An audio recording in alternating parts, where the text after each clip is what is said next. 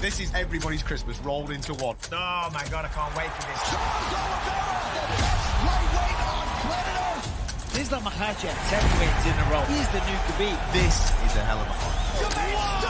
TJ Dillashaw! Petr Yan's an absolute savage.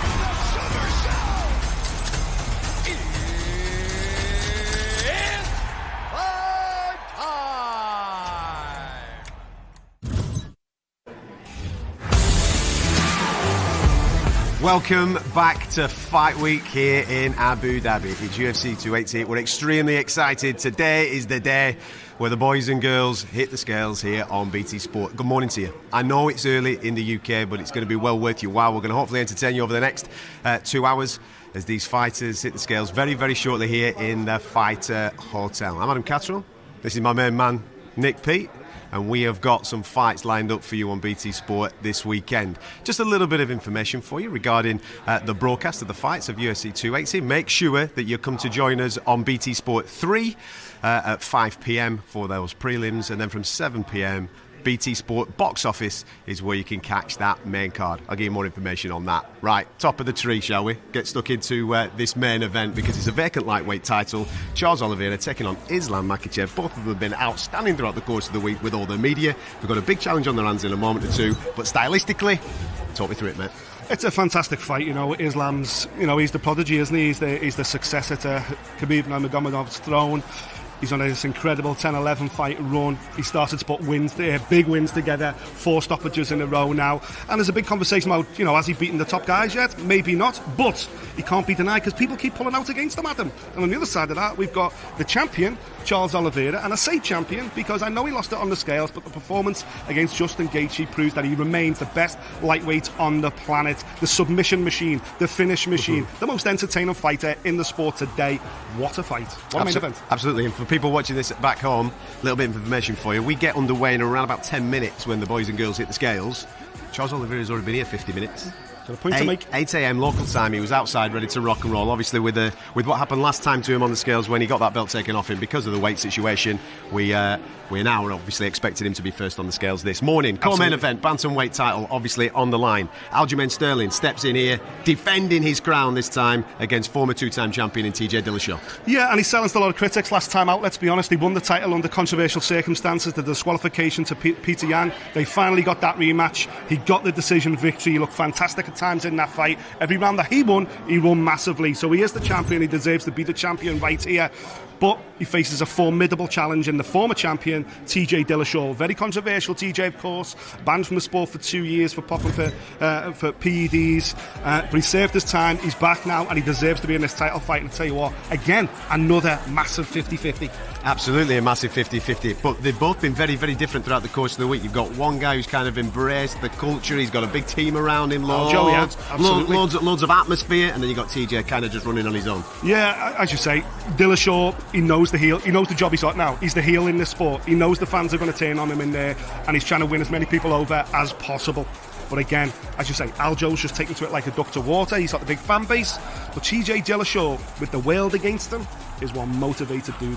Absolutely. And then the People's Main Event. Lots of people getting extremely excited about the People's Main Event. We've obviously got Sean O'Malley taking on Petr Yan. A massive step up for Sean. It is a huge step up, and as you say, Sean O'Malley, a real fan's favourite, colourful character, face tattoos. He's really engaged with the younger generation of MMA fans, and he's, as Petr Yan said himself, he's Dana White's favourite. He's Dana White's project. That's what he's getting labelled as. He's getting a massive opportunity as the number 10 guy in the world facing the number 1 contender in the world. Okay, might be a bit of favouritism, but tell you what, I'm not complaining. Are you complaining? None of the fans in Abu Dhabi are complaining, I'll tell you that. Absolutely not. Listen, as a card goes, and people, listen, get giddy about this, because I've counted on this card here, fight-wise, there's at least 9 that could headline fight nights around the world. It is the most stacked card of the year. I know that you'll get loads of hype when people are obviously talking to you about pay-per-view events and numbered events and wanting to tell you that this is the best thing ever. This is the best thing ever, trust me. When we're looking at these fights, 9 of them at least could be headliners around the world. Yeah, absolutely. And there's so many top contender versus top contender matchups here, not just on this main card, but on the prelims as well. That's why the whole of Abu Dhabi is just, nobody's talking about anything else. We were down at Abu Dhabi Mall the other day for the open workouts, The fans were absolutely riotous. They are chomping at the bit. But it's not just people that live out here in the Emirates. You've got people flown over from Ireland, people flown over from England, Brazil, America, you name it. The fan base, everybody realises what a stacked card this is, and everybody, literally everybody on the globe, wants to be a part of it. Now listen, we don't want anything to fall off with this main event because I like the matchup of Charles Oliveira versus Islam Makhachev. It is on paper, without any shadow of a doubt, one of the best fights that the UFC can make. However, there is another little narrative just lurking in the background. I've no doubt he's going to come and join us on the show because the featherweight champion is in town. He's flown halfway across the world on the off chance that something crazy happens in the next 2 hours on these scales. I'm, of course, referring to Alexander Volkanovski. He is the backup fighter for this fight. He's been speaking to his team this morning. He said, listen, Alex is ready to rock and roll. He's ready to step on them scales and make 155 pounds championship weight. He'll be having one eye on this. Now, if it isn't to materialise, we kind of know where he's going to be going in 2023. But again, it just creates that interesting narrative because there's no chance that this fight goes ahead if one of these guys doesn't hit 155 because there's a guy waiting. Of course, this is not like a usual situation where they might have some time to make weight. If one of these guys doesn't make weight, then Volkanovski absolutely will be getting on those scales, making weight, and we've got ourselves a rearranged main event. But as you've just pointed out, Adam, he is the number one pound-for-pound fighter on the planet. That's how good this sport is. The number one fighter, pound for pound. On his 10-year anniversary as well, brave man. Anniversary of wedding you're talking about? His wedding, sorry, yeah. Has decided to fly to the other side of the world just in case he gets an opportunity to win a second belt in a second weight division and define his own legacy. If that's not a true fighter, a true champion, I don't know what is. And, again, speaking of how good the sport is, if something mad happens with that main event and one of them doesn't make weight and they fall out, either fighter against Alexander Volkanovski, of course, is still an elite level main event for the vacant lightweight title. Yeah, because Volkanovski's proved himself to be the best featherweight on the planet. You know, his performances against Max Holloway were just absolutely outstanding. And if anybody right now, if any champion in any weight division of the UFC looks capable of moving up to the next weight division and being a real contender, it's of course Alexander Volkanovski. So yeah, it would be unusual if we got Volk versus Islam, bearing in mind the stature where Charles is in the sport. Of course, number one versus number two, pound for pound in any weight division, sign me up for that. But the beauty of Volk being here, even if he doesn't get the opportunity this morning, he's basically drawn a line in the sand to say, I'm next. Yeah. I was willing to go to Abu Dhabi just to be back up. So regardless of who wins here this weekend, as long as we get a clear winner, Alexander Volkanovski's name, fight that guy in 2023. Now listen, the obvious fights jump off the page. We've told you about the two title fights. We've told you about Sean O'Malley stepping up in class to take on Peter Yan. But there is a low-key banger on this card. We kind of got a little bit of it yesterday in the press conference, but they're very respectful guys. They didn't go at each other, but you kind of got the taste that Beneil Dariush, Matthias Gamrot could be the fight that absolutely steals the show. Yeah, because listen, we get excited about Volkanovski being here. Both these guys are really upset that the guy from the weight division below has decided to fly to the side of the world to be backup, because both of these guys are a more than capable backup for this main event anyway. So I think they're going to fly at each other. They're going to try and prove a point to go, wait, never mind the featherweight guy. Look at what I've just done to a big rival.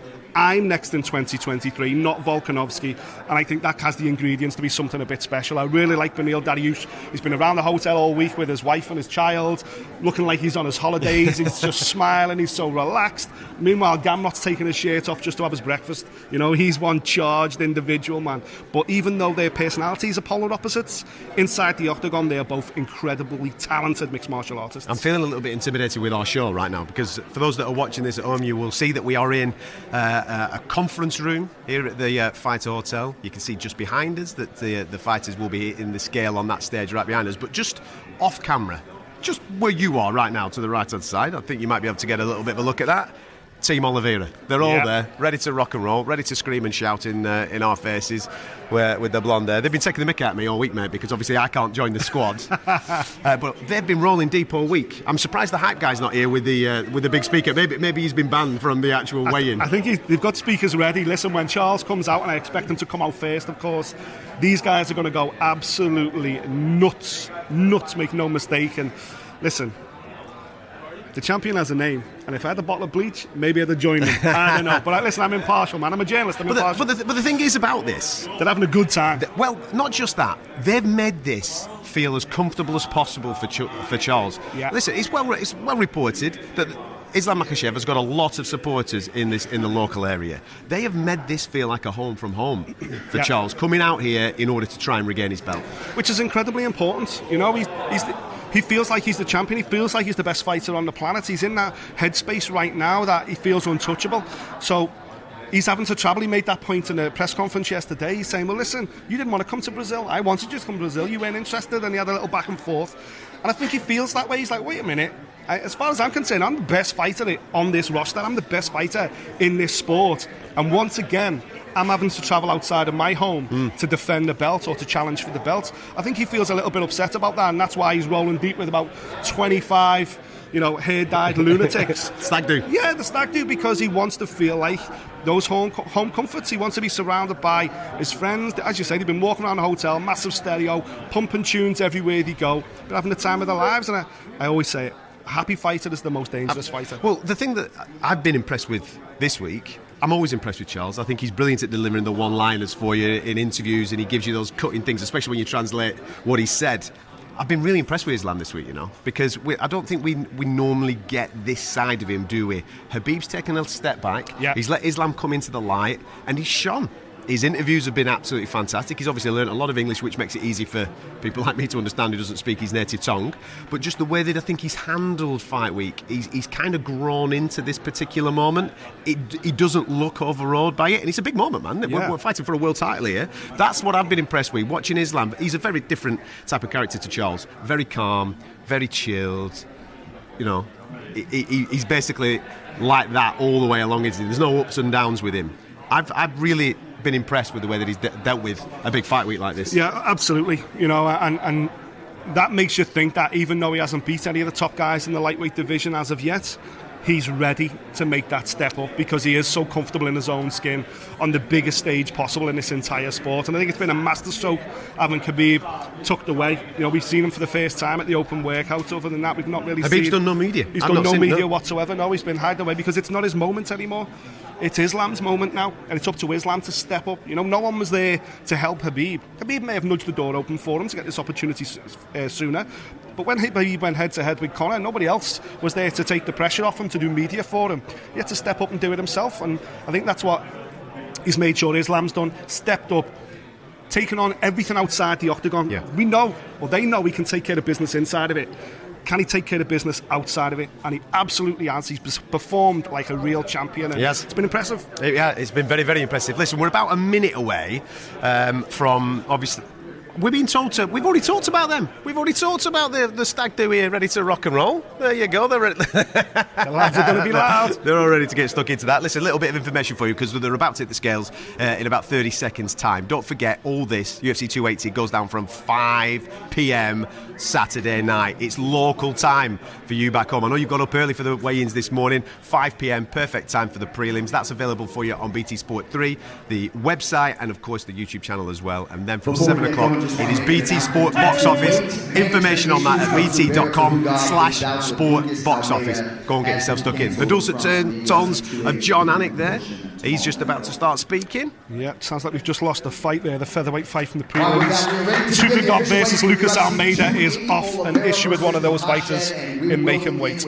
Tell you a little bit more about that later on, but here we go.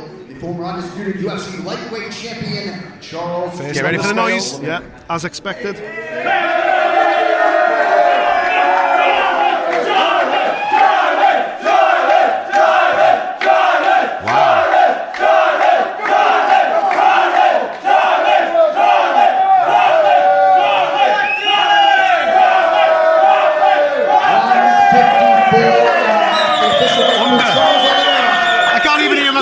He's gone crazy in the room. 154.5. The champion Charles Oliveira comes in underweight. No mistakes this time around. Absolutely making a point. Look at the energy as well, man.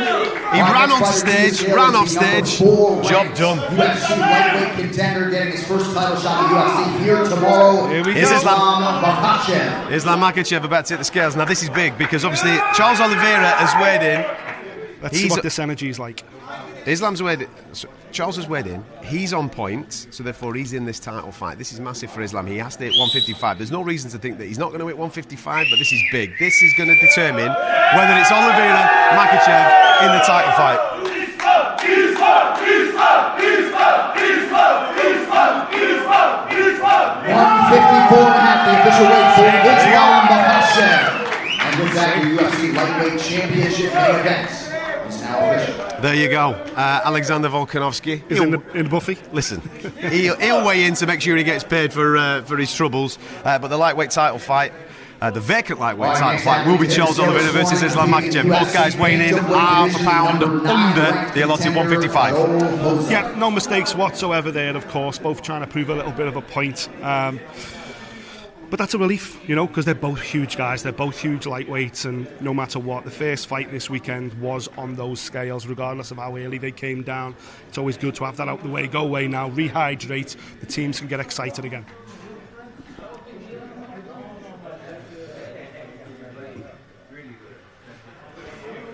$135, the official weight for Catterall Hauser opening up the prelim card against the veteran Lena Landsberg. That's the curtain-jerker event of the night. But my attention's just been grabbed by the stag do to our right-hand side, because obviously all the Charles Oliveira team and Islam Makhachev team are now in the same pen. They're all having a little bit of a back and forth and a bit of a chat between each other. You can smell the testosterone, can't you? You can smell it. Yeah, there's a lot of puffed out chests over there, that's for sure. But as you said a moment or two ago, that first fight, the women's bantamweight bout that kicks off the early prelims between Rosa and Landsberg, that's the number 9 and number 12 ranked fighters in that division. It is the first fight. Exactly. And on the scales right now as well, Manon Fior is the first fight on the actual main card. She's ranked as well, ranked as number 6 in the world, taking on Caitlin Chukagian, the number 1 ranked flyweight. Looks nice and strong.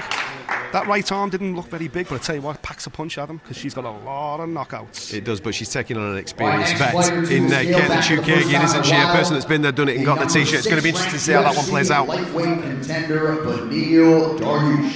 Here comes Beneil, a fight that I said a moment or two ago could be the low-key banger. Everybody's talking about the 2 title fights and Petr Yan versus Sean O'Malley, but Beneil Dariush, ranked number 6 in the lightweight division, taking on Matthias Gamrot, the number 9 guy.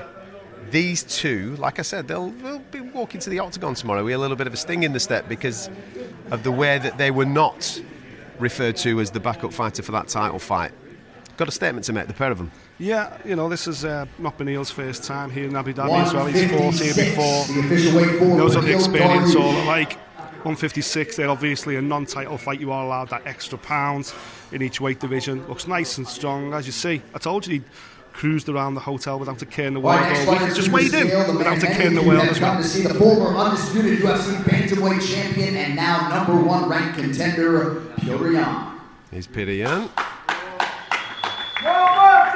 He's been very relaxed throughout the course of the week as well. Caught him a couple of times around the pool. Yeah, he's having a whale of a time. He's got his wife and his kids in town as well.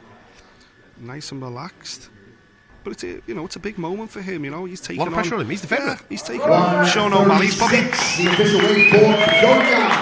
the biggest favourite on this main card. I don't believe he should be. I think it is a bit closer than that. But there's a lot of pressure when you're the number 1 ranked guy, especially when you're taking on number 10 ranked guy, because the expectation is you're just going to absolutely run through. UFC welterweight contender competing in the featured prelim tomorrow night, Philadelphia, Sean Brady. Sean Brady, this guy can fight. My goodness, so much talent. 15-0 record, 7 finishes, but a real step up in class for him this weekend, taking on Belal Muhammad, the number 5 ranked welterweight in the world. Massive opportunity for Sean Brady, but Belal's a specialist. Interesting to see him at the press conference yesterday. You could just see, with the home crowd being obviously all in favour of Belal Muhammad, he was just getting slightly more pumped as the questions were coming his way. He's going to be absolutely charged. And like John Anik said a moment or two ago, that is the featured prelim. That'll be the last fight on the prelims for you on BT Sport 3 tomorrow evening. King, the undisputed UFC featherweight champion, weighing in as a backup for the lightweight championship main event, Alexander Volkanovski. Go on there, Volk. He loves it. This is a statement. Again, the 145-pound champion coming to make 155. Just to let the world know, regardless of what happens Saturday night, I am next, everybody. I want the 2-belt opportunity coming my way. Easy. 155, the official weight for Alexander Volkanovski. Professional as ever. Did you expect anything less from him? Not at all. He's no. just the coolest guy in the UFC, this fella. The funny thing is, he's 155. The other two weighed Right, 154.5. He even took the extra 0.5 just because he could. UFC bantamweight contender, Sugar Sean O'Malley. Peter Yan came through a moment or two ago, weighing in at 136. Sean O'Malley, shades on, bright red hair. Let's see where he's at. Biggest fight of his career so far in the UFC. His confidence, he's left his shades on. 135.5, the official weight for Sean O'Malley. He's so big, he's so long for this weight division, but he carries the weight really well, and so far he's able to fight long, he's able to use that length to keep his opponents at range. That's going to be a different scenario though against the number one ranked guy in the world. Going a little bit further down into the prelims now. Gadriev coming our way. He's taking on Abubakar Nurmagomedov, who I saw in the gym this morning. Yeah, we worked out together, mate. You know what I mean? Did he? Did a Part little of the bit. team now, Yeah, he was just, he was checking in on me, make sure I'd done the water right and what have you. I was trying to drop a little bit this holiday weight. Good little banger, this. Like I said, throughout the course of this card, there's top class fights right across the board. Yeah, it's about the Russians as well. Pounds, the official weight for Omar Gadriev. Dagestan versus Russia. Both these guys have got, good running records, good winning records. Only lost a handful of fights between them. You want to put that first loss of his career in the UFC baby behind him. There you go. Here's my mate. Here's my gym mate from this morning, Abubakar. This guy famously was one of the guys that entered the octagon post Khabib Conor. Got himself a short band there for landing one on Mr. McGregor. Yep. He's out here now trying to prove he belongs himself. 16-3-1 career. Of course, fights out of AK like a lot of these Nurmagomedov, Khabib guys. He's actually got a bit of a mixed recent record, but when he puts it together, like any of these Dagestanis, the man can fight. Good fight, that. A lot of pride involved. Two Russians going at it. You don't want to lose to a countryman on the biggest stage. The official weight for Abubakar Nurmagomedov. Abubakar, you're welcome. I helped him out this morning. Is that what it was? Yeah, you motivated him. Well, what it is, I don't know what it is about you. Whenever I'm in the gym and there's a fighter in the gym, I compete with him. Yeah, you know what I mean? I push him to the next level. He hasn't had carbs for 2 weeks, and you're pushing him, are you? Yeah. Well done. Should have seen some of the numbers I were getting out this morning, pal. I were absolutely flying. No, well done to him for hitting the weight, and that is a little bit of a low-key banger out of the fight. Come on, let's bring the main man round. Come round this side, Al. Come round this way, mate. Alexander Volkanovski joining us on the show. Listen, professional as ever, hit the scales, no bother whatsoever, hitting 155 this morning, mate. Yeah, mate. Our next fighter to the scale, one of the best flyweight prospects in the world, Muhammad I had a little bit of water Volkanovski. and then went back over, and I was like, so I had a little shadow box and back under. Was there any point over the last 24 hours where you received information that both guys were going to make weight? Did that happen at all, or did that only happen when you came down this morning? When did you finally think, this is not going to happen? Well, without giving too much away, we got asked if we were still, we got asked pretty late last night, how's Alex doing? So obviously someone was struggling a little bit, but I mean, I was asleep when that happened. I just heard about that this morning, but all good.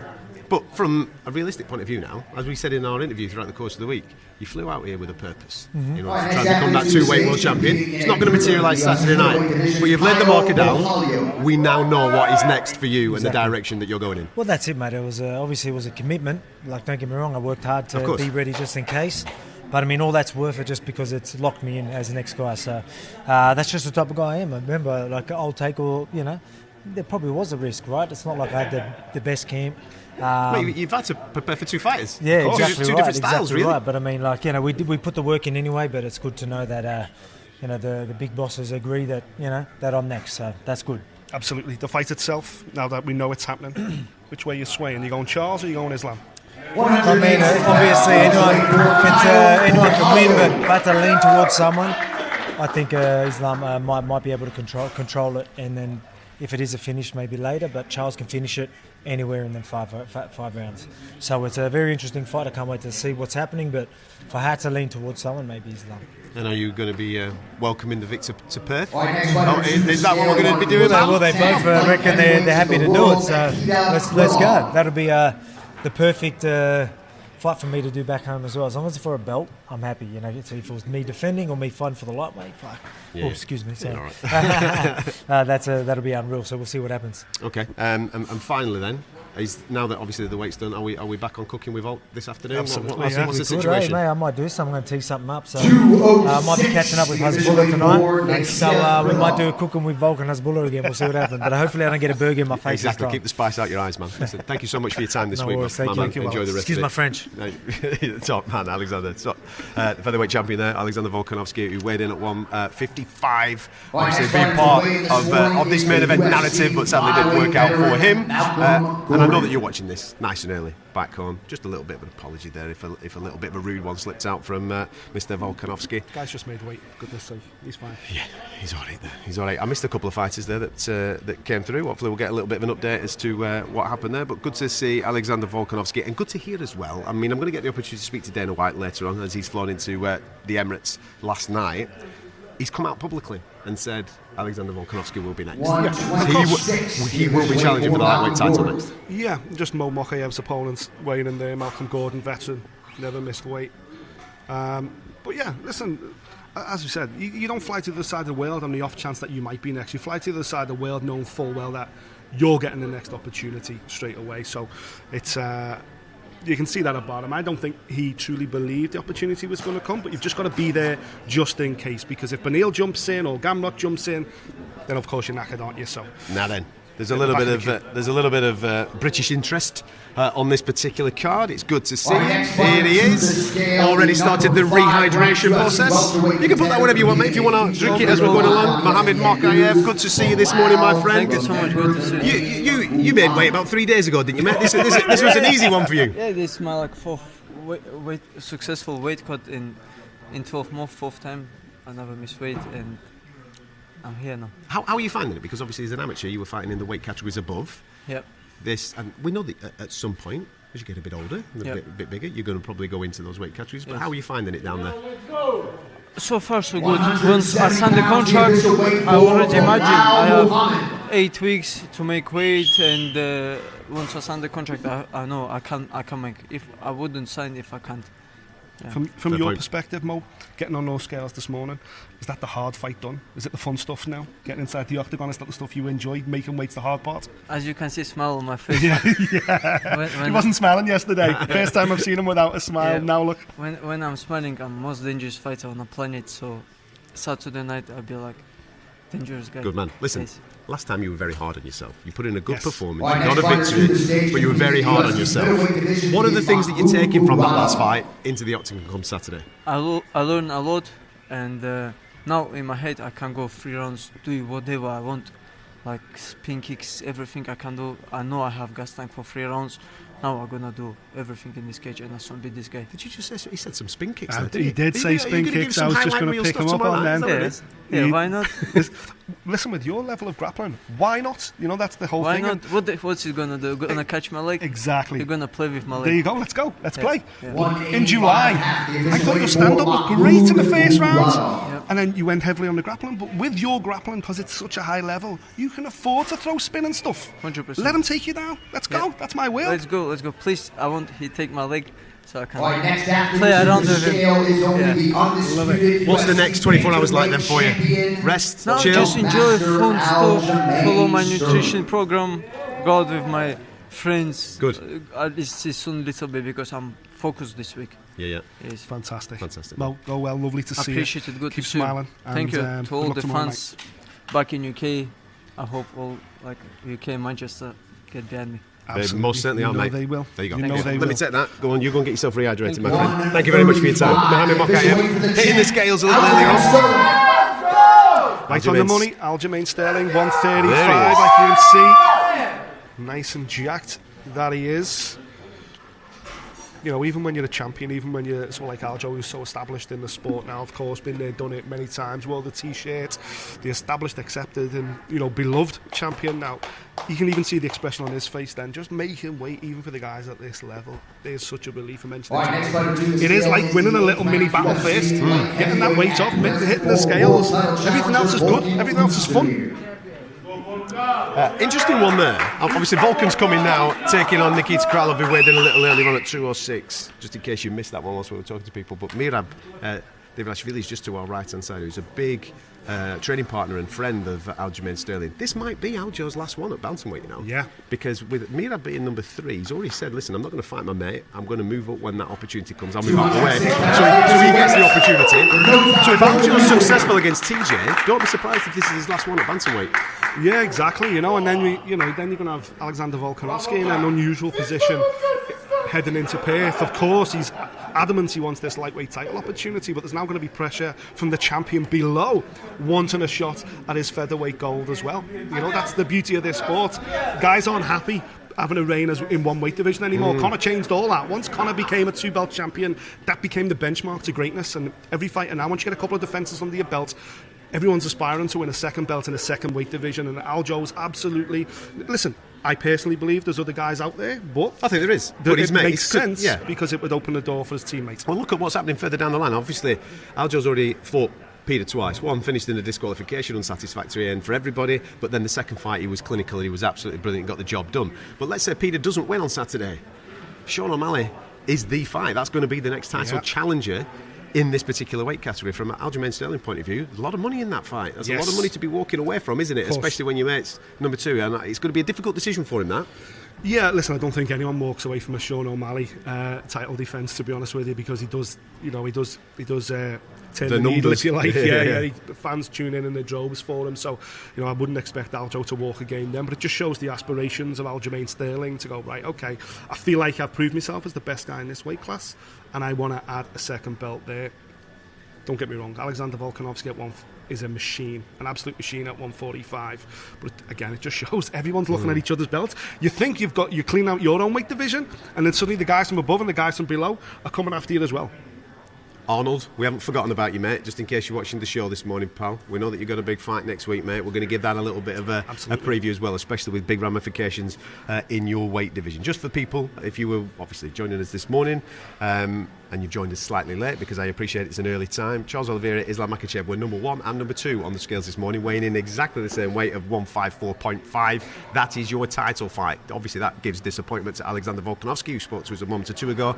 He weighed in at 155 as the backup fighter, but Dana White this week has already said that Alexander Volkanovski will get the winner of this title fight. So there you go, all 3 guys connected to that main event, weighing in on championship weight. We've just seen Aljamain Sterling a moment or two ago hit 135 as a champion, so he'll be in his bantamweight co-main event. We're still waiting for TJ Dillashaw. Peter Yan's come through, as has Sean O'Malley. We've had Beneil Dariush. We're waiting for Mateusz Gamrot, and we're still waiting for Caitlin Chukagian from that main card. Manon Farrow came through a little earlier on. And from a British point of view as well, our guy Makhachev, who joined us a moment or two ago, said he had a whale of a time cutting weight and that he's ready to put on a little bit of a show and give us some spinning stuff, which I think everybody's super exciting. Absolutely, extremely excited about. Now, bit of information for you, because you're obviously going to want to watch these fights, aren't you? There's no point us just talking to and showing you people in their underpants on a Friday morning. On a Saturday night, you're going to want to watch this, and it's a beauty for UK fight fans, because this is on UK prime time, starting from 5 p.m. That's when the prelims get underway on BT Sport 3. You can also get it on the BT Sport website and YouTube channel. So the prelims are all on there. Then you've got the main card from 7 p.m. That's on BT Sport Box Office. For further information of how you purchase this, head to bt.com/sportboxoffice. Everything you need to know is on that website. All right, so make sure you come and join us 7 p.m. for the main card getting underway with Caitlin Chukagian and Manon Farrow, and then obviously finishing, as we now know, with Charles Oliveira and Islam Makhachev. Mate, when this got made, it's crept up on me, you know. Yeah. Because I've not wanted to believe it was going to happen. It's like, do you know, like when you pray for something at Christmas and you get this, maybe Father Christmas didn't get your letter, all right? Father Christmas got our letter this week, and he's absolutely delivered. We've got a hell of a fight card to get excited about. Briefly, whilst we've got a bit of time, you might have seen this overnight. I'm just going to park 280 to one side for a second. We're going into the middleweight division, because 281's coming up, as you fully well know. Middleweight title fight is there. Is Israel Adesanya taking on his old mate, Mr. Pereira. Mm-hmm. Waiting in the wings, another backup probably. We might be this might be classed as an eliminator, I suppose, for the middleweight title. We've both conceded that Robert Whittaker is the best of the rest. There's no doubt about that. Yes. And he is taking on Paulo Costa. Paulo Costa. Wow. What happened to the Chimaev fight? It looking like we were going to get Chimaev versus Paulo Costa. They were having a little back and forwards on social media. Chimaev, of course, missed welterweight last time out. It seemed like the UFC were going to usher him up to middleweight. So this kind of blindsided us overnight because, of course, Whittaker coming in. Yeah. Doesn't it make sense, of course? Well, it's Perth, isn't it? Huge fight. So, it's a huge fight with massive implications on the weight division. Both guys have been in with Israel Adesanya previously. Yep. Obviously, if we get a new champ at 281, you would automatically think that there would be a rematch, given what It depends. Israel Adesanya has done. It depends. You know, Depends on the fight. There's a reason why Jose Aldo never got a immediate rematch against Conor McGregor. It needs to be a fight. It needs to be, Demanded by the fans. Of course, absolutely. Which is why this fight is so important for making up the weight. But you've just brought something up there that's really, really interesting, because we thought that we might be going in the direction, of course, of Hamzat for Paulo Costa in the middleweight division. I'll come back to that thought in a minute, because we've got one of the nicest guys in the whole of the UFC to come and join us, Beneil Dariush. Come through, Beneil. He's obviously just hit the scales. We've already said that his fight with just on this side, Beneil. Come round this side, mate. Oh, thanks. Now, we've just obviously been commenting that you are the most relaxed, chilled, smiliest person throughout the course of fight week. When does the switch go, mate? When is it? Is it when you hear the music? Is it when the cage door shuts? When does it happen? I never understood the whole switch thing. It's always on. That's what makes me so relaxed. It's easy to kill. It's never been hard. Everything else has been hard in my life. Is that because it's come from your jiu-jitsu days, Beneil, where it was, maybe a little bit less action-packed on the canvas, if you like, on the mat? It's a bit more of a competition rather than, in MMA, it's more like, yes, come on. The earliest memory I have of my father was I got my ass whooped. And I must have been like 2 or 3 years old. I don't know what happened. But basically, I went to him to kind of be comforted, and he's just like, why did you lose? Was what he said to me. And he's like, you should have won. If there's 2, pick up a rock or a stick, whatever you got to do. And I remember being a 2 or 3 year old, whatever age I was, and I looked at him and I said, you're a genius. That's the smartest thing I've ever heard. I mean, terrible advice from a father, but even worse as a son to look at him and say, oh my gosh, this is the best advice I've ever gotten. So ever since then, fighting's been the easiest thing. It has nothing to do with jiu-jitsu, it has nothing to do with MMA. It's just put me anywhere, kill or die. What's your thought process now going forward? Because we've heard this week, obviously, Dana come out and make reference to Alexander Volkanovski being next in line for the lightweight title following what we see on Saturday night. But you've served your dues, you've done your thing, and this fight at the weekend with Mateus, another top contender, you would think that would propel you into that limelight. Yeah, I don't know. So I'm not looking past tomorrow. The focus is this Mateus, and then that's it. I'll figure it out after that. I don't care about the title shot right now. The only thing I care about is taking out this guy. Is killing this guy. That's it. Kill or die. Tomorrow. That's all I care about. It's funny how you have like this kill or die mentality, and yet I've seen you around the hotel all week with your family, with your playing at the pool and having a lovely time. It's really unusual to have that psychology of being dad 1 minute, but being able to just turn around and go, okay, let's go. I keep trying to tell people there's no switch. It's the opposite. I work very hard to be nice. I work very hard to be a father. I've worked very hard to be a husband. I don't ever work that hard to be a fighter. It's the most natural thing I've ever done. Well, you're super entertaining to watch, mate. We're looking forward to seeing you do your thing tomorrow night. Listen, we'll let you get on with the rest of your day. Pleasure. Let me take that off you, buddy. Thank you very much. Thank you, Beneil. Much appreciated. Beneil Dariush in on that main card tomorrow. Make sure you come and join us for that. Because nicest guy in the UFC? He's not. He's just told us. He's acting. But he's taking on Mateusz Gamrot in what we've tipped is that low-key banger. Everybody's obviously looking towards the 2 title fights. They're obviously looking towards Peter Yan and Sean O'Malley. That one might be the one. Yeah, and hopefully we get Mateus at some point on the show this morning, because the energy between both those guys is complete polar opposites, and it's crazy how he doesn't have a switch. That's kind of baffled me, that he's acting. Like, this is the bit that he acts at being nice. Being a fighter is the natural thing. That is the the last thing I expected him to say then, but it just shows you that, you know, these guys, these personalities, these upbringings that these fighters have, no two fighter is ever the same. No. And clearly he's got some trauma as a child, which he's brought through, and now he's trying to be a great dad, a great father, but in him is that beast, that animal, that monster that just wants to fight. And he can fight. Right, He can fight indeed. Right, let's see who's on there. Here we go. Time for TJ. Number 2 ranked contender, TJ Dillashaw. A couple of members of Aljo's team just to my right hand side, as well as TJ makes his way to the scale, one of which being Mira Devashvili.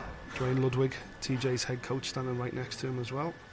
He seemed pretty confident, no issues here. Easy. 135 pounds, the official weight for It's been a crazy couple of years for TJ Dillashaw. Obviously, he served a suspension, out of the sport for a couple of years. He's come back in as the heel. He has that fight last time out against Corey Sandhagen. He comes through it, but there's controversy behind it. A lot of people believe that Sandhagen actually won that fight and should, you know, have got a title opportunity. TJ had to take some time away from the sport, and there's some injuries as well, so he doesn't come into this fight maybe on the best form or the best way, you know, the ideal way he'd like to do it. Yeah. But opportunity knocks, and he's been there before. He's been the champion before. He's held the belt before. Yeah. He's put in huge performances before. He knows what to do when that cage door closes. That's the key thing, isn't it, in this? Because there is no real momentum for TJ coming into this particular fight, but he has the experience. Former 2-time champion. Yeah, all right, some fans might throw towards him that there's a shadow over that. Listen, go and watch the interview that we did with him this week on BT Sports YouTube channel. He fronts everything up, owns everything with the questions that we threw his way.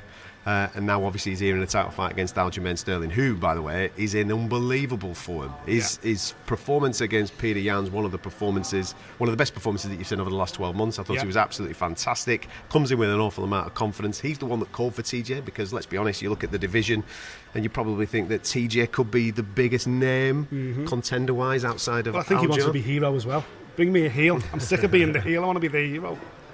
But fight-wise, if TJ's anywhere near what TJ can do, and listen, I think all fight fans will agree with me this. It's disappointing what has happened over the last couple of years with him getting banned for taking performance-enhancing drugs, because as I look at him, I see an elite mixed martial artist. He didn't need to do it, and he kind of said that in the conversation that I had with him throughout the course of the week. If he's anywhere near his best, and don't get me, he's 36 years of age now, man. Exactly. If he's anywhere near his best, this is a hell of a fight, man. A real good fight. But that's the million-dollar question. Unfortunately, it's going to hound him in the rest of his career.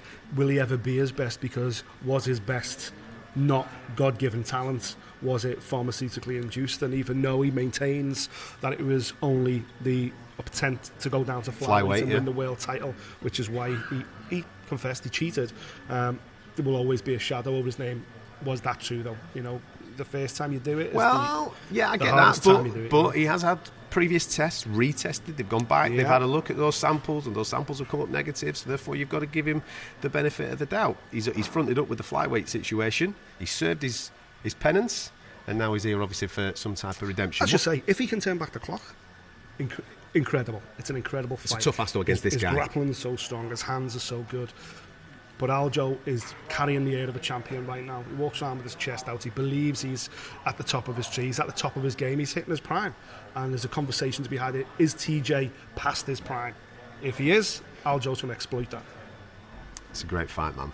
Isn't it? I could sit here all day talking about this particular fight, because in total contrast, obviously Aljo hit the scales a little earlier on. Just in case you're joining us, I know that it's really early in the UK, but if you're just joining us, both title fights have come through and they both hit championship weight, which is exactly what we want. Slight disappointment, obviously, if you're a big Alexander Volkanovski fan, who also made championship weight as well, flying halfway across the world on the off chance maybe something fell off. But we've already been told this week that he will be next in line for that lightweight title, whoever comes through it between Oliveira and Makhachev, of course. But in total contrast to TJ Dillashaw this week, Aljamain Sterling seems to have been... In fact, he's here. How random's that? I was talking about the guy and he's come to join us. Come around this side, please, Aljo. Here he is. Aljamain Sterling. And we were just saying how you have absolutely embraced fight week this week. You seem to be absolutely in your element as the champion. You've embraced the championship mentality now, and obviously being out in the Emirates, embraced the culture out here as well. Yeah, 100%. It's one of those things, just part of the journey. This song is going to end soon for me one day, sooner than later, I think. 33 now, man, so there's only so many times I could keep doing this down on 135. So it's just taking it all in and documenting everything, having fun, enjoying the moments. The song stops eventually, so just embrace it. That's all you can do. We were just talking there about your current form, Aljamain. I said I think Aljamain's hit his peak. I think this is Aljamain at 100%. Do you think we actually get your peak maybe up at 145? Do you think there's more to come? Do you think you're restricting yourself now because of you having to force yourself down? I'm starting to feel like that. I mean, honestly, I'm looking at Petr Yan today, even our last 2 fights, and I'm looking at him and I'm like, the guy looks like he cuts no weight. He fights at an optimal performance. I'm telling you, man, there's these training camps I'm doing. I'm on fire. And I do seem to slow down just a little bit in the later rounds. And that's normal. You should slow down in a high-level fight, stress, anxiety a little bit, the crowd, so there's a little bit of that factor to it, but maybe it has something to do with how much weight I'm cutting the final day before stepping on the scale. I'm pretty lean. Yeah. I already walk around with a super low body fat percentage, so to get down to 135 is not easy, but I do it, and I show up, I perform, and I get the job done, so I can't really complain. I'm winning, and we'll see. Right now, so far, so good. I take it one fight at a time, not looking ahead. It's just something to kick down the road a little bit later to really sit down and think about, maybe get some analysis done with the PI team, and maybe my best days are still ahead of me, and maybe it'll be a little bit more fun not having to cut down like this. Listen, you're always super relaxed, always super smiley, but is there a moment over the next 24, 36 hours that the switch goes for you? How do you spend the next period of time? Is it in a room by yourself, around friends and family, to get you ready to rock and roll once that cage door shuts? Always around friends and family. Probably the night before and the day of, I like to zone out, have my own zen. I got like some sort still in my ears from cutting weight this morning. It's the trials and tribulations of what you're doing, man. Exactly. Yeah, but I like to get in my zone, get my element, man, and then flip that switch, because it's all fun and games till you step in there. One guy who does a great job of that is even like Patty the Batty. And you'll see him, he's having fun on his walkout. I'm the same way, have fun on my walkout. He gets in, and you see his eyes, he locks in, he's in the zone. And that's what it's got to be, man. I've learned to do that over my career and even through wrestling. So that's the same thing. I even saw TJ after he got off the scale. Same thing, we're both going through the stress of this. I don't hate the guy. He signed a dotted line. So he's the guy who's got the target on his back. And unfortunately, it's got to be like that until after. And then when it's all said and done, maybe we have a beer. Maybe. I think a lot of fans, of course, with what TJ has not gone through, but put himself through in recent years, the suspension and everything else. I think you're overwhelming favourite in the eyes of the fans. What's your thoughts now? The trash talking's all done. You're going to fight. You guys are going to fight tomorrow. What's your opinion on the situation TJ was in, and do you believe he should even be in the sport today? I don't think anyone who gets caught should be in a sport, personally, because what's to stop them from doing it again? We've seen people get popped multiple times, and I'm just saying, if his teammates have said he's been doing it his entire career, what's to stop him to be doing it now? That's all I'm saying. So don't blame me for having the speculation. I mean, I think I'll be naive to be like, oh, no, there's no way. Mm-hmm. No way you would ever be doing that again. So it is what it is. If he's doing it and I beat him, that makes it all that much better. Maybe I'm superhuman. So more of a feather in my cap. He's lucky that I gave him the opportunity. I could have called out somebody else on a win streak, could have called out Cheeto, could have called out Jose Aldo. I called out a guy that I felt was the one that the fans wanted, so I tried to oblige the fans and give them the fights that they wanted to see, even though he's not the one that I thought that deserved that opportunity right now. And I could have even called out Henry Cejudo, so it's this division is so deep. There's no shortage of talent, but TJ is one of those guys who's been decorated for a long time, and I've looked up to him. Mimicking Dominic Cruz, Uriah Faber, and those guys. So it's going to be an honor sharing the cage with him. It's going to be an honor getting to punch this guy in the face. Last one from me. When you have a bit of chill time today, you may see on social media that me and my good friend here have made a rap record. All right, my friend. I know that you are coming into the music industry. Is this right? Am I led to believe that you're going to be spitting some bars yourself? I just want to do one song. Yeah. And I don't want it to be cheesy. So, there's some other songs out there. Don't ask us to get involved then if you don't want cheesy then, man. There's a couple other tracks out there for a couple of the other rappers, other fighters from the MMA and the boxing space that's kind of booty cheeks, but I want to make sure my song is not like that. So I got something working on with my brother, who's actually very, very good, very talented, underrated. just doesn't put the time into the social media aspect to promote himself because he doesn't like the spotlight. Like I kind of embrace it. He doesn't understand like that's part of the job. Of course. So he's one of those guys who's going to be undiscovered and probably never ever heard, just because he just doesn't want to do that, you know. So hopefully I can do this to spark that fire in him and show him, dude, you got the talent. You can do exactly what I'm doing, except in a different landscape. So hopefully this song comes out, and I think it's going to be fun. And it's going to be one of those things it's going to be maybe like a Roy Jones Jr., but a little bit awesome. better. I think a little bit Well, better. if you need to sprinkle any cheese on it, mate, come and get a little cheese. the Abu Daddies. We'll get that going for you. Abu Right? Daddies. Listen, Phone man. master featuring Abu Daddies. Let's go. Thank you, Aljo. Listen, enjoy your day, Amazing. man. Go on, I'll take that off you. Go and get rehydrated, buddy. Take care. Thank you, sir. The champ, Aljamain Sterling, coming to join us, absolutely blowing us out for a rap collaboration. He wasn't interested, was he? He wasn't having it at all. He only does serious music. Serious music. Have you been getting a bit of communication from the social media world after your... Simon Cowell texted me. Did he? Yeah. What did he say? Can you take the bins out? He wasn't interested, let's be honest. Listen, Come man, on. There's a new career. There's a new career. I reckon we'd have got the golden buzzer. I really do. We've got some kind of buzzer. We'd have got some kind of buzzer indeed. For those that don't know what I'm talking about, just go to the BT Sport social media channels. It's there in all its glory. All its glory. Anyway, let's get back to the serious stuff, shall we? Because we do serious stuff on this show, because we've got a hell of a fight card for you to get excited about this weekend. UFC 280 here in Abu Dhabi. For those that have just joined us slightly early, I know it's an early one in the UK, getting up for the weigh-ins here at the Fighter Hotel. We've got the main event. We've got the co-main event. Both title fights are absolutely in the bag. Peter Yan's weighed in, as has Sean O'Malley. Those fights are on as well. Nobody's missed weight, but we have lost a fight. We lost Zubira Tukagov against Lucas Almeida, the featherweight bout. That was called overnight, with fighters there just struggling to hit the allotted weight, and therefore catchweights could not be agreed. Unsafe to proceed. So that featherweight bout is off.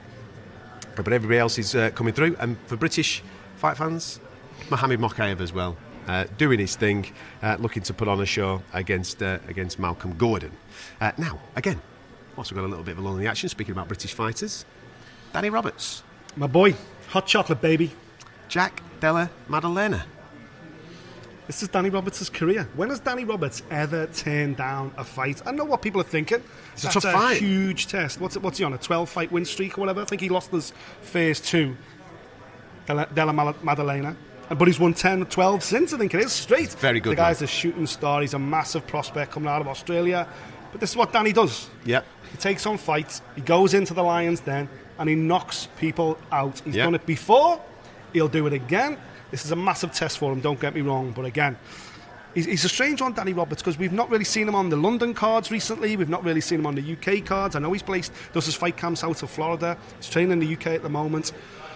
But he doesn't get labelled in with the usual with the European fighters. He tends to compete internationally on the road, and that is so much tougher, not having the home comfort, not having the home support behind you. But he's got one of the most entertaining careers in the UFC. Yeah. When has Danny Roberts ever been in a bad fight? Win, lose or draw, he turns it on. And that's why the UFC have got him on a fat contract. He's game. He's game, man. And like you said, sometimes it doesn't go right. But when it does go right, boom, it is so super entertaining. You're right in what you've said. Entertaining is the exact word, and that's what you're paying your money for at the end of the day, aren't you? If you're coming to this game, you're coming to be entertained. Danny Roberts, from a British fight fan's point of view, absolutely is 100% guaranteed entertainment. Yes, he's taking on a tough challenge. He knows that. He's not thick, but he's not averse to tough challenges. He went to Russia. Exactly. And knocked a fella out in his own backyard with an absolute howitzer of a left hook. Yeah. So therefore, he will take confidence going into this fight. He's going to have to be smart, there's no doubt about that. But the thing is, he's got the equaliser. Yes. He has the power. Correct. He's knocked out guys that have not been knocked out before. Yeah. So he will be able to think to himself, okay, I might get wet. We're going swimming, man. He always gets wet. We're going to get wet. We're going to get wet at some point when we go swimming. But the fella can breathe. I'm trying to think of more swimming analogies. I'm leaving you in the lurch. I'm not even helping you on this one. Throw a shark in there, maybe? No? Yeah, I like that. Listen, he's got a chance. Yes. Absolutely, he's got a chance because he's got the equaliser. He's got that absolute howitzer of a left hook. Yeah, listen, and that fight will have come across the table. It had been offered to Danny and his team. He'd have taken it without a second thought, because that's what he does. And they'll go away now and they'll formulate a good game plan. You know, he's from Sanford MMA, one of the best gyms in the whole world. Henry Hooft and all the teams there. No doubt he'll be on the mats with the likes of Ian Gary and everybody else. So he's training with some of the best guys in the world. He's one of them guys, Danny, as well. I know he's not been active for a while, but he's never out of the gym. You know, I see him all the time on his way to the gym, on the way back from the gym. Always have a good chat with Danny. One of the most likeable kids. I'm glad that you said on the way to and back. Yeah, I don't see him in the gym, of course. Those days have gone, ladies and gentlemen. Those days have gone.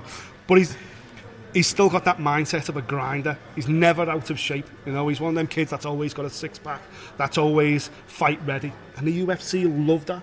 Add in the fact that he's never in a dull fight. Add in the fact that, yes, go on, then I'll take on the kid. I'll take on the guy all of Australia's getting excited about. Bring him to me. Boom, left hook. Boom, left hook. While we're speaking about British fighters in big fights, Arnold Allen. Let's talk about the actual fight. I know that we flagged it up a little bit earlier on in the show, but whilst we're talking obviously about this particular division, with the title fight being on the line this weekend at UFC 280, week after, Arnold Allen takes on his toughest test to date in Calvin Kattar. Calvin Kattar has been there, done it, got the T-shirt. Well, I say got the T-shirt, he's just fallen short at the very, very top level, but that's no slight because this division's absolutely stacked. I honestly didn't think there was a way back for Kattar after the performance against Max Holloway, because Holloway on that particular night was absolutely outrageous. Randomly, it was out here, wasn't it? But then his comebacks, Calvin Kattar, he has been he's been brilliant, absolutely brilliant, which then really gets me excited about this next weekend, because Arnold Allen last time out got an opportunity at UFC London to step up, and by word did he step up on that night. It's just such a shame that he broke his hand in the fight, so he's had to have some time off to get the hand healed, because the momentum was there then, wasn't it? So hopefully that time out, that surgery, hasn't taken too much away from Arnold, because I want to see the very best version of him in this fight. Yeah, and don't forget as well, he spent a lot of time changing camps, travelling around the UK. He's up at Renegade now with Leon Edwards and the team up there. He's having to skip around everywhere. His number one choice team obviously are based out in Montreal, but because of lockdown, because of COVID, he couldn't get in and out of Canada to work with Firas Zahabi, so he's had to do a lot of work at home. But thankfully, I'm hoping this camp he's been able to get over there, or at least do I think Firas came over to the UK last time. I did a couple of weeks with him. So yeah, it's a massive chance for Arnold, and a win like this, and he's going to get a title shot. Listen, we'll come back to that conversation in a minute, because something's just interesting there on the scales. Caitlin Chookagian, before even hitting the scales, has already asked for the cover. So therefore, she's going to be tight, you would imagine, to this flyweight limit, taking on Manon Fiorot, who came through earlier on. Manon Fiorot weighed in, no problem from her point of view.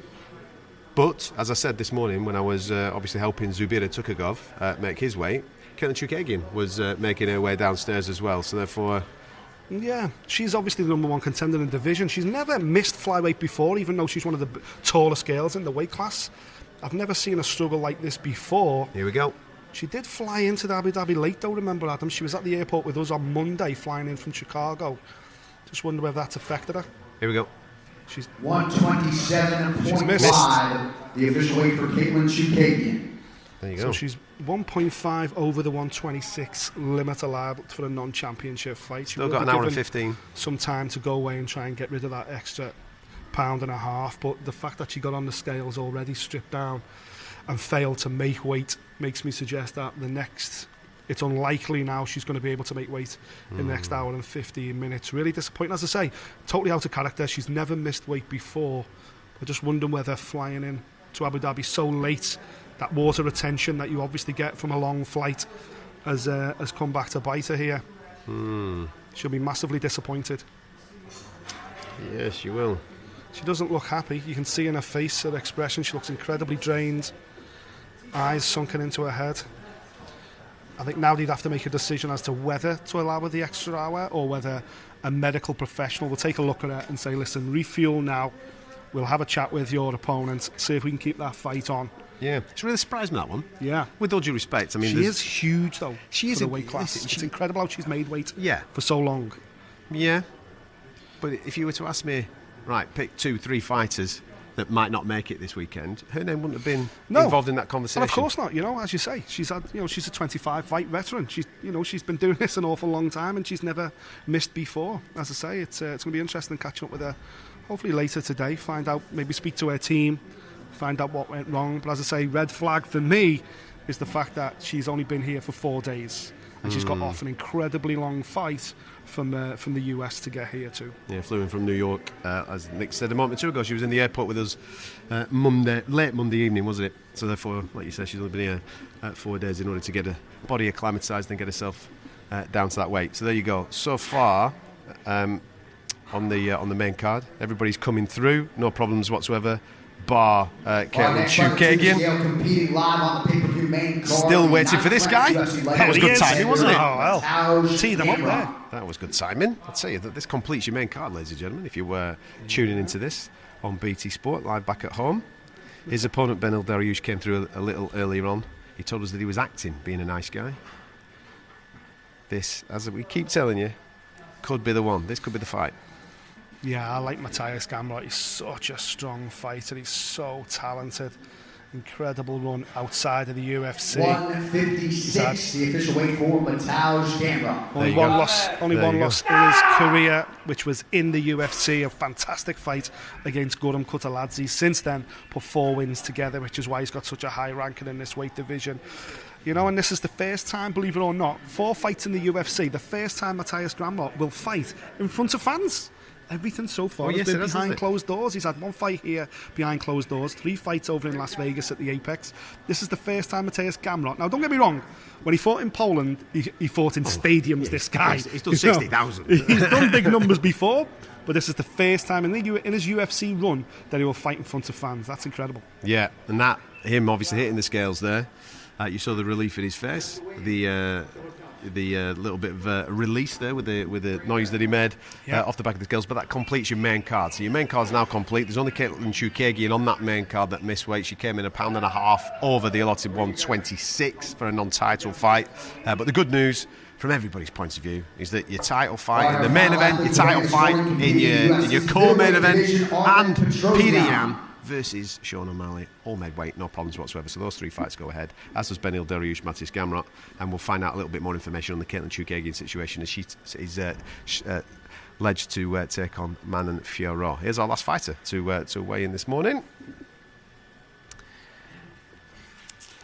Armen Petrosian. Hey, we did that in sync. That was nice, that, mate. Well done. Armenian-Italian kickboxer, incredibly accomplished outside of the sport, comes into MMA, the UFC. Only 9 fights in his MMA career.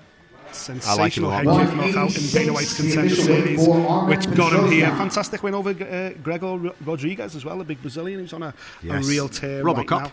Yeah, Robocop himself. Lost to Chao Barao, who's also on this card in his last fight. But an incredibly talented kickboxer. Wow. All done inside 50 minutes. Music to my ears, sunshine. I can almost feel that sun lounging on me back. Get the sun cream out. Off we go. Listen, let's just give you a little bit more information to this epic card. We'll give you a final breakdown because at the end of the day, I want to come back and talk about Arnold as well. We got caught short talking about Arnold because this is a huge opportunity for him. Calvin Kattar, as you say, I don't want to call him a gatekeeper, but he's been beaten only against the very top guys in this division. It's important that Arnold gets this win. It's kind of like a Leon Edwards situation with Arnold. He's not the personality, with all due respect, like a Sean O'Malley, that's going to get a fantastic opportunity, maybe a little bit sooner. He's had to run through top-level competition. He's earned every single spot he's got on those rankings. This is the fight he's been waiting for. He's been waiting for a Calvin Kattar-style fight to get him really ranked in the top 3, to really be able to make some noise. The fear, of course, is that Volkanovski's talking about moving up, is that Aljamain Sterling's talking about moving round. There's a lot of champions and belts trying to move around to suit their own legacy at the moment, and I fear that even with a big win, it might not be a title shot next. But listen, Arnold's proved so far that he's patient and he's willing to take on all comers. Listen, and all he can push for is a title shot by the end of 2020. This division's ridiculous. It's insane. Because all the things that you just said could play out, and then we could end up with a title eliminator if Arnold's successful. And listen, it's a tough fight against Calvin, as you just rightfully pointed out. But either one of those guys could be in a title eliminator against Merab, who's just beaten Jose Aldo and sent him into retirement, man. So, you know, some serious fights at bantamweight. Right, back onto 280 just to finish off the programme. Charles Oliveira, Islam Makhachev, lightweight title fight. It is going to be brilliant. Everybody knows that. The amount of people that have come up to me, by the way, this week out here that have gone, "Who've got in the main event? Who've got in the main event?" Do you know something? I got asked that maybe 5 times yesterday. I give Two wins each and a draw. I think I give 3 different answers. Yeah, I think I came up with a draw at one point with somebody, and all those conversations took place within about a 20-minute period. That's how quickly my mind changes on it, because my thoughts on it is that Islam Makhachev has to be perfect. Yeah. If he's perfect, he can beat him. Yeah. But Charles Oliveira can finish anywhere. He can finish you. You make one slight mistake, he can finish it, and that is the thing. Because he's got the experience, you kind of side towards him a touch. Yeah. But watching Islam throughout the course of the week, I think he's absolutely been brilliant throughout the whole course of fight week, and he's really grown into it. Yeah, listen, for me, of course, as you say, Charlie Olives has got the experience, so he's probably going to start the fight as the favourite, and the favourite for a reason. I'm also a massive fanboy for what he's done in his career, turning his career around the way he has, the 10-11 fight win streak that he's on, the most submissions in the game, the most finishes in the game. Let's be honest, if he's not your favourite fighter in this sport, do you even MMA? Do you know what I mean? The guy is red hot. However, if you said to me, Khabib's going to come back, make his return, and he's going to fight for the belt tomorrow, I ain't going against Khabib. And all I keep hearing is Islam is better than Khabib. That's all I keep hearing from the team, from Khabib himself, from everyone around him. Just because Islam hasn't fought anybody in the top 5 or beaten anybody at the upper echelons of this lightweight division doesn't mean he can't. Correct. And this week, I've been really won over by the fact that he's took it all in his stride. He looks like he belongs here. Yeah. He's going to have a massive fan base behind him on Saturday night. Make no mistake, this Abu Dhabi crowd are pro-Islam Makhachev. But Charles is used to that as well. Yeah. And I think he gets off on it. The beauty of it is, Charles could lose the first round. He could almost get stopped in the second. He might even nearly get choked in the third. But Charles Oliveira can pull off a knockout or a submission in the first minute or the 25th minute. And that means he's a live dog throughout. It's how Islam manages the fight. And is he able, as you say, to be perfect for 25 minutes? That's a huge, huge ask in your first 2, obviously, championship event, main events. So for that reason, I still fancy Charles Oliveira. But I tell you what, it's going to be an absolute masterclass. The interesting thing from the press conference yesterday is that Islam is hanging on to the old Charles Oliveira, the one that did... the quitter.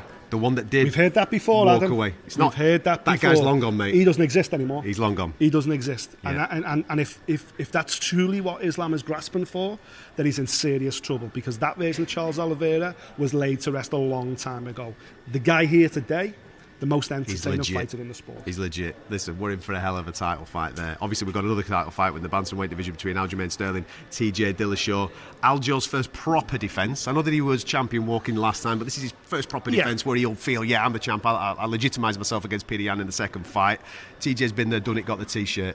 Third time that TJ Dillashaw will walk to the octagon as the Bantamweight challenger. The previous 2, he's heard and knew. Yeah. Will he hear and new for a third time?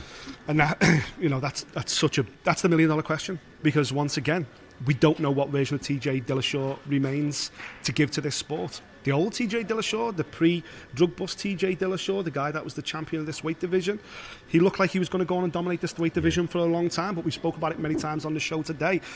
These guys want to add a second belt. Conor changed the game. When Conor did that, now everybody realises that to truly define a legacy in this sport, you need to add a second belt. And he tried to do that, TJ Dillashaw. He did the weird thing of trying to go down. Yeah. He tried to cheat. He made mistakes. He's held his hand up for it. But at this stage in his life, at this age in his life, especially when you consider performance last time out against Corey Sandhagen, when many believe that he actually lost that fight as well. He got injured in that fight.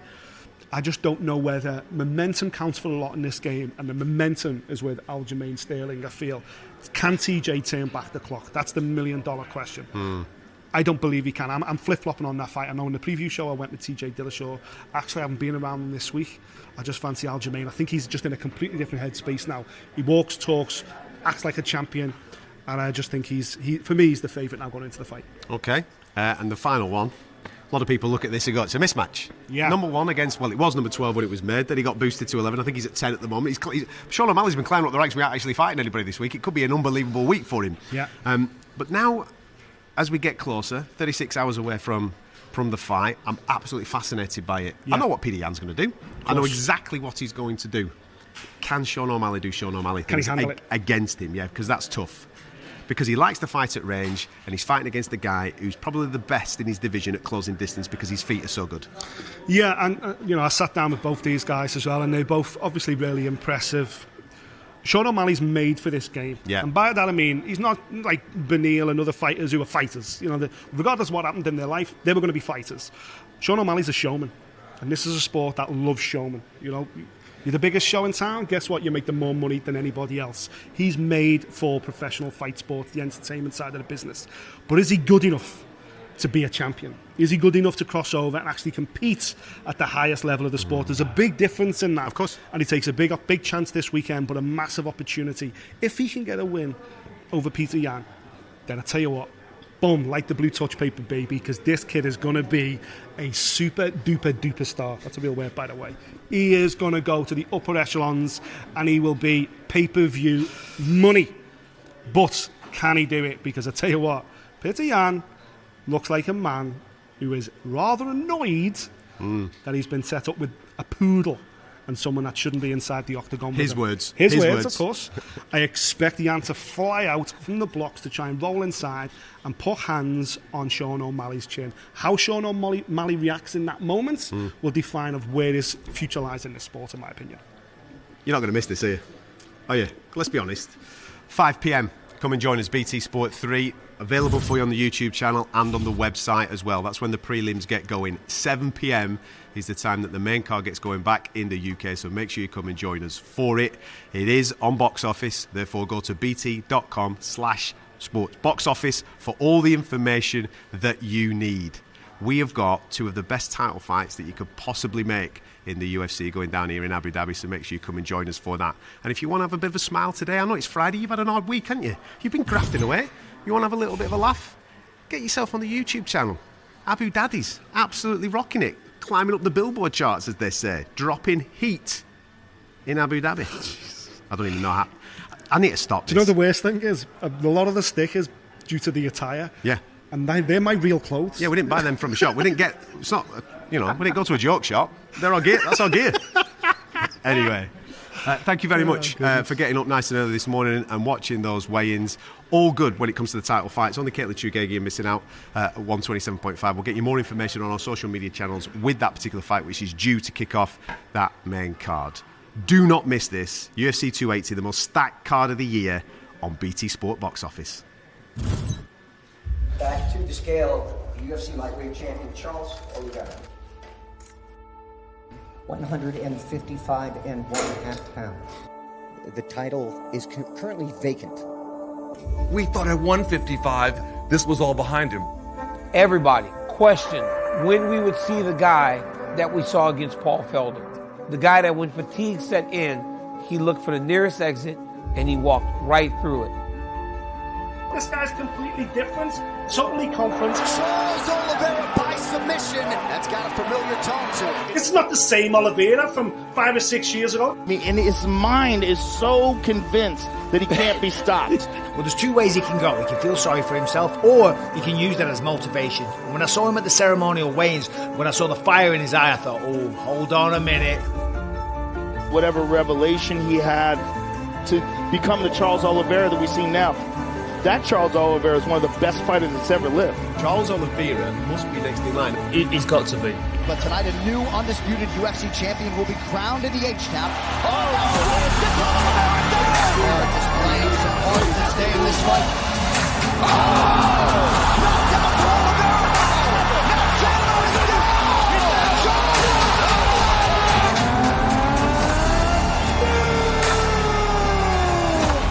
The role he's had, man, as champion, he's called Charles the Bronx for a reason, mate.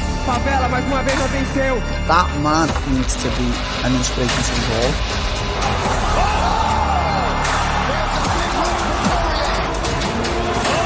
Big elbows there by Dubron. That's in real trouble. Into the neck.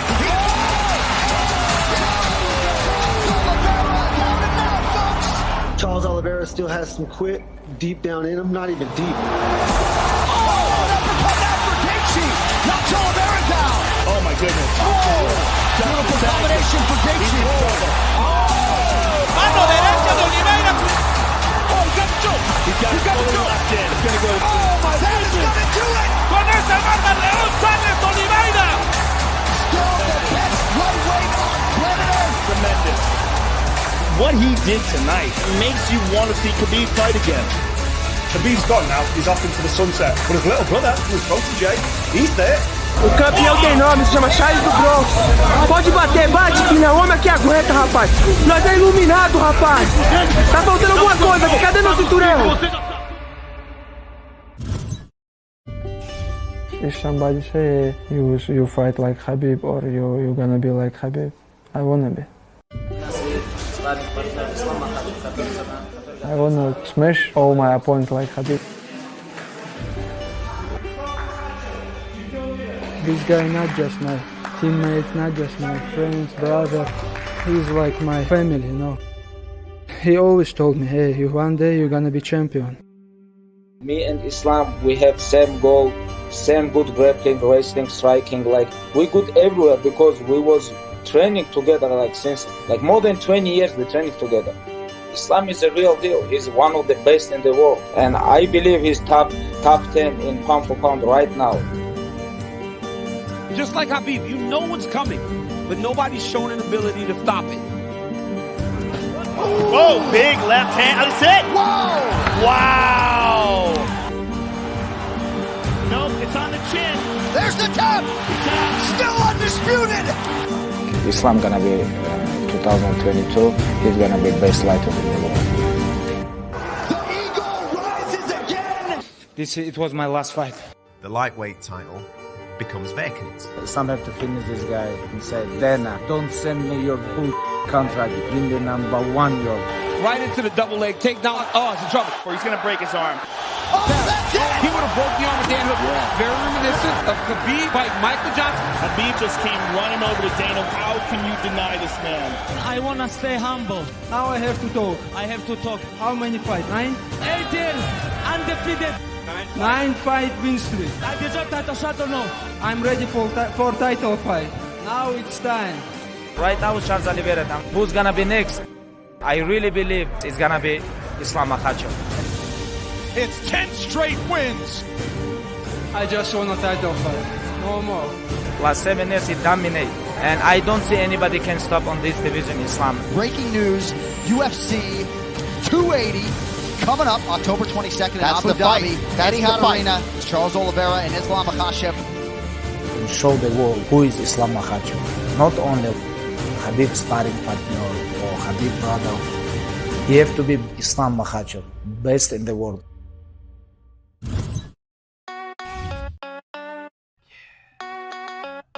Drop the beat. Finally, it's UFC 280, the most stacked card of the year. Big up to the boss man Dana, even as Bulla is here. Is it time for Islam Makhachev, another Dagestani lightweight reign? Yet stripped of the belt, but still they shout, the champion has a name. The Bantamweight belt is on the line. Who wins? We cannot be sure. Funkmaster, Aljamain Sterling, a former King Dillashaw. So lads, what exactly do you want to do here? Dead simple, man. You've done it before. Pound for pound, headshot, dead, down the camera. Hey, are you guys ready for me yet? Not yet, Sean. 10 minutes or so, pal. Just with the champ, yeah? And still, the fights keep coming. 280 is in full flow. Peter Yan, he pledges no mercy against O'Malley, the Sugar Show. Abu Dhabi is the destination. Legacy and gold on the line. It's coming to you on BT Sport, live and in prime time.